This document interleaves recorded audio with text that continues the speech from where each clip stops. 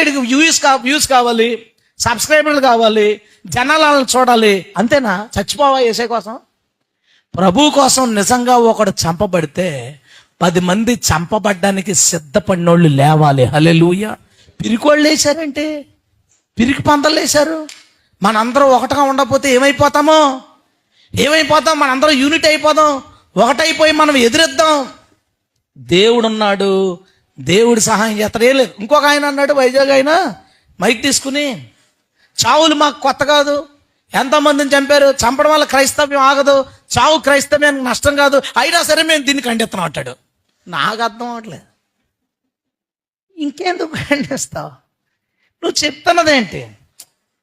అన్యాయం జరిగింది అనుకోండి, ఎవరో కేసు పెడతారు, దర్యాప్తు చేసుకుంటారు, తప్పు చేసిన వాళ్ళకి శిక్ష న్యాయస్థానం విధించాలంటే విధించబడుతుంది. అసలు ఈ లోకంలో న్యాయం జరుగుతుందని ఎలా పరుగులు పెట్టగలం?